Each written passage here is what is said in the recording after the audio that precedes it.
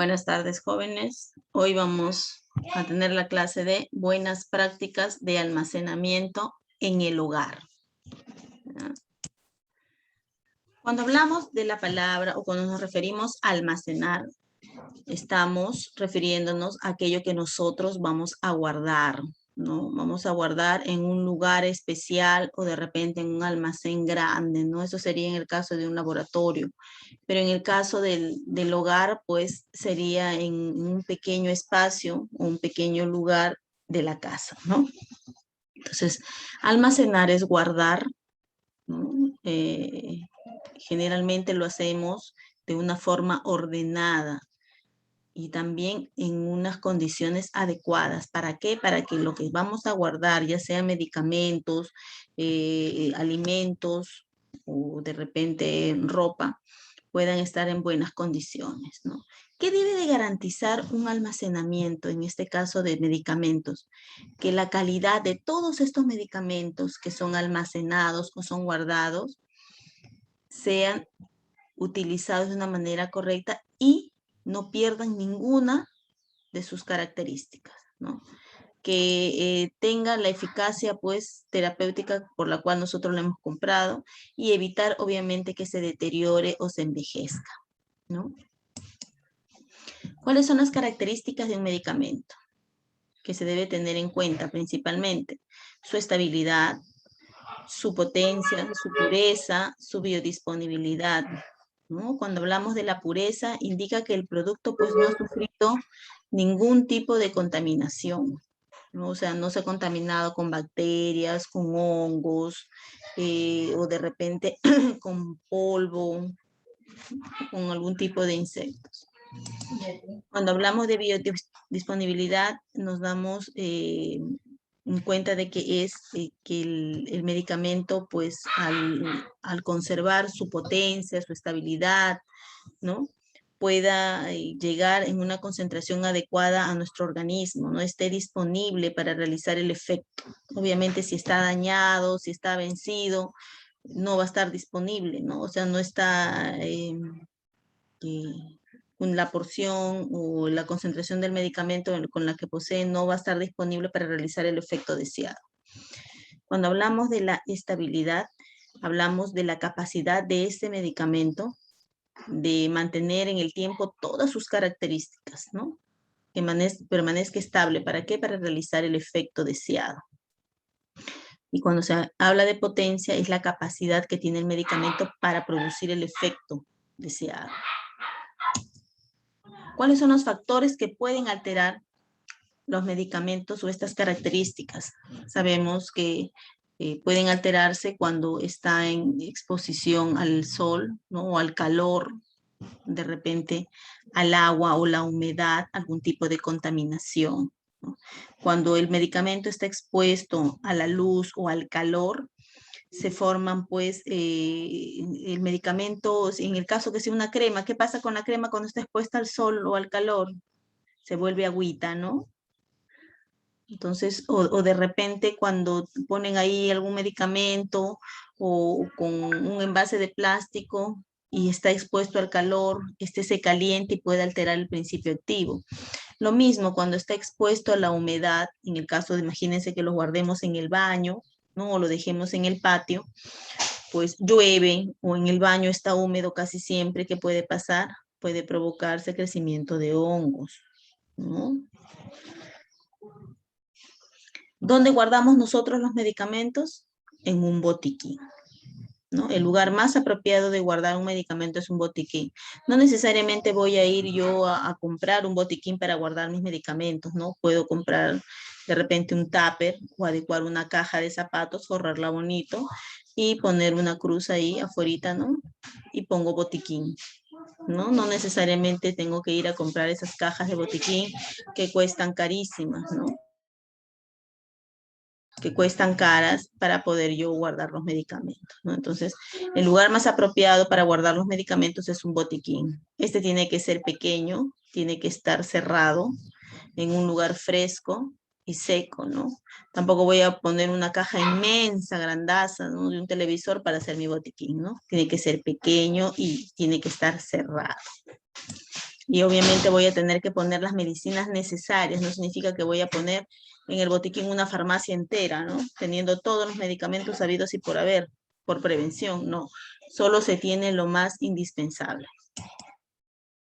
Entonces, habíamos dicho que los fármacos no deben estar guardados en el baño, no deben de estar guardados en la cocina, en el baño. ¿Por qué?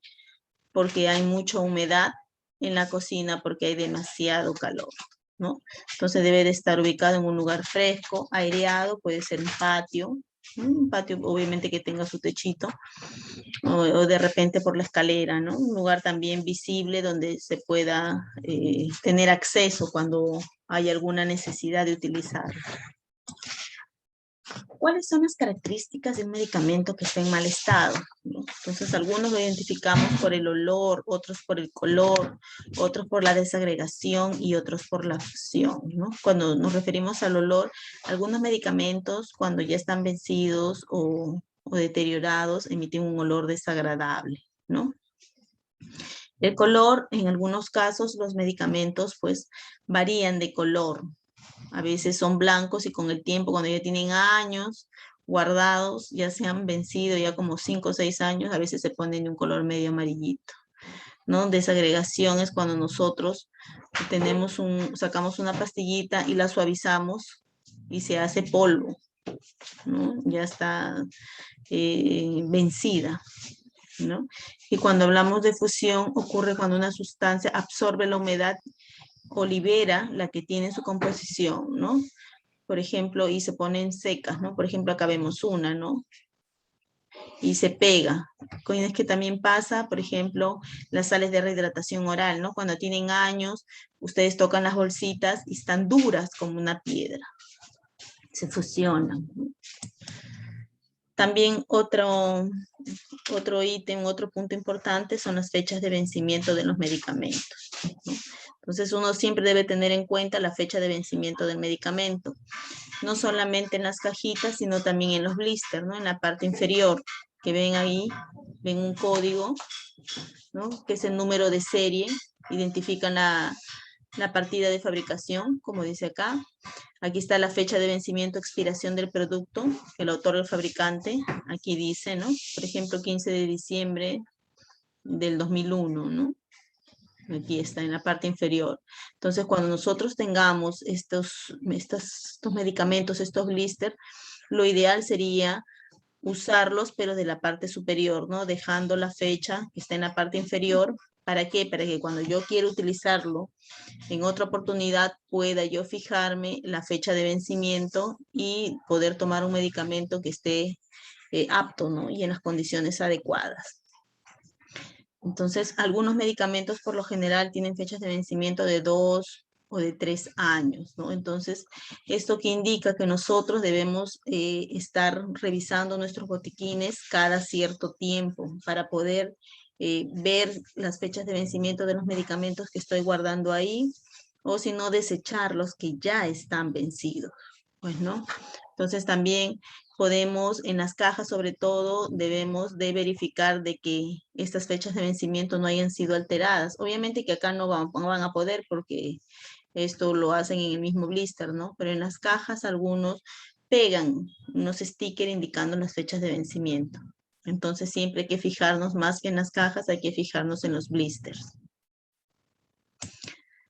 ¿Qué debe de contener un botiquín? Debe contener medicinas, debe de contener material médico y un listado de teléfono, ¿no? En el caso de las medicinas, ¿qué debo de tener?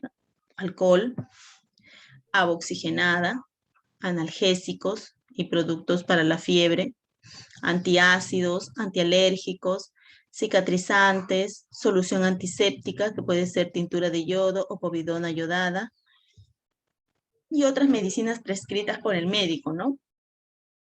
¿A qué se refiere con otras medicinas prescritas por el médico? Por ejemplo, si tenemos familiares que son diabéticos, si tenemos familiares que son hipertensos, ¿no? O de repente sufren de la tiroides, entre otras enfermedades que puedan padecer nuestros familiares, debemos tener también algunas medicinas ahí de reserva. No significa que no las vamos a tocar porque ahí van a estar en el botiquín, no, sino también tienen que ser renovadas, pues no cambiadas constantemente.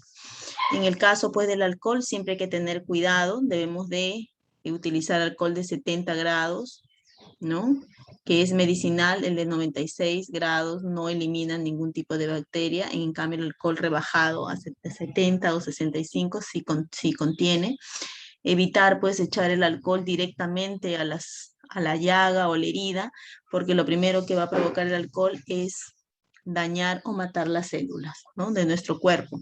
También cuando hay algún tipo de desmayo, tampoco agarrar el alcohol y ponerlo de frente en contacto con la nariz, porque también va a provocar pues que maten algún tipo de célula, nuestras neuronas, ¿no? Entonces, alejadito se pasa el alcohol, ¿no? De la nariz, más o menos unos 10 centímetros, pasar el alcohol para que la persona pueda reaccionar, ¿no? No le voy a meter el alcohol, le voy a poner el pomo en la nariz, lo termino ahogando y sin neuronas, ¿no?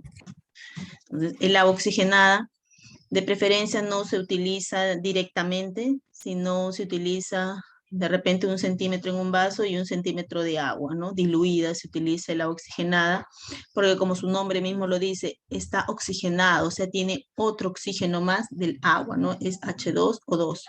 Entonces, a veces cuando utilizamos esta agua oxigenada, nosotros en forma pura, entonces, ¿qué vamos a provocar? Que se oxigenen demasiado nuestras células y las maten, ¿no? Entonces, lo ideal es diluir esta agua oxigenada. Entonces, ¿qué sería lo primero que echaríamos en una herida para poder eliminar algunas bacterias antes que el alcohol? Analgésicos ya sabemos que podemos comprarnos. ¿Qué analgésicos conocemos que calman el dolor? Un paracetamol, un naproxeno, un ibuprofeno, ¿no? También podemos contener pues, el diclofenaco en gel. Diclofenaco. Diclofenaco, así es, el diclofenaco en gel, un iridoid, ¿no? También podemos tener, que no es analgésico, que es un corticoide, que es la betametasona, ¿no? Para que desinflame, ¿no? De repente alguna picadura de algún insecto, una picadura de un zancudo, de una abeja por ahí. Entonces podemos ponernos un poquito de betametasona encima y puede incluso ayudar a menorar el picor y la inflamación, ¿no? Antiácidos, pues, ¿cuáles tenemos? ¿Qué antiácidos conocen? Hemos hecho nosotros clase el semestre anterior. ¿Qué antiácidos puedo tener yo en mi botiquín?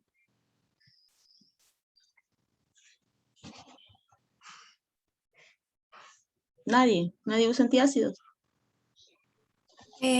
¿Cómo se llama? El sal de árbol. El sal de Pues, también el sal de Andrews, ¿no? El bicarbonato de sodio también. Bicarbonato, así es. El sal de Andrews contiene bicarbonato. También puedo tener bicarbonato aparte, ¿no? Ya. El sal de Andrews, ¿cuál? Los dos, el verde y el azul. Los dos. Ajá, el verde y el azul. De preferencia los dos, ¿no? Porque de repente puede ser el verde para una indigestión y el azul por ahí claro, ¿no? Cuando celebre algo y me caiga mal al día siguiente, me levante con un dolor de cabeza, mi sal de Andrews azulito, ¿no? Pero contiene aspirina. Cicatrizante, un mupirocin de repente, solución antisépticas, entre otros, ¿no?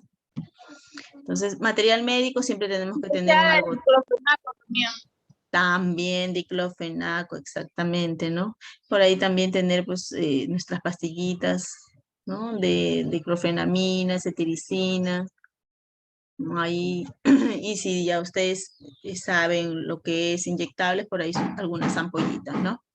Entonces, ¿qué más? Tenemos vendas, algodón, ¿no? Esparadrapo, curitas, termómetros, apósitos, y lista de teléfonos, pues, de los bomberos, de la policía, de hospitales que estén más cercanos ahí, ¿no? Para poder auxiliarnos en caso que pase cualquier cosa. ¿Por qué debo de mantener los medicamentos en su envase original?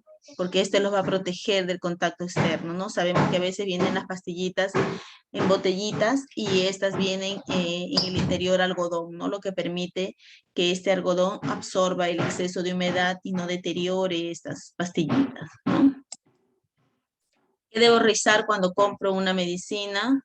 El nombre, ¿no? El logo que esté nítido, la fecha de vencimiento, que no pertenezca a e-salud o alguna institución pública, ¿no?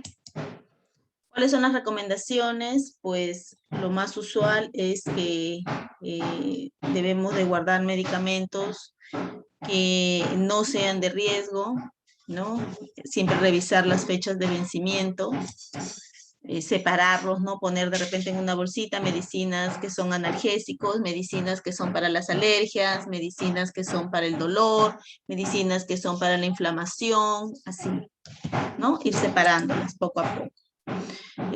Pero que todo lo que nosotros estamos guardando, estas medicinas en un botiquín, no nos conlleven a una automedicación, ¿no? Hoy me está doliendo la cabeza, me voy a un botiquín a tomarme pastillas, ¿no? Porque me duele la cabeza, otra vez voy a tomar, ¿no? De repente es algo psicológico y no patológico. No, no hay que guardar los medicamentos que sobran después de un tratamiento, ¿no? Porque bueno, hoy me tocó tomar antibióticos y me han sobrado, voy a guardarlos. Entonces en el botiquín los guardo para por si acaso, ¿no? Tampoco eso. No comprar pues medicamentos en lo que son en los mercados, en campos feriales, ¿no? En establecimientos que sean informales.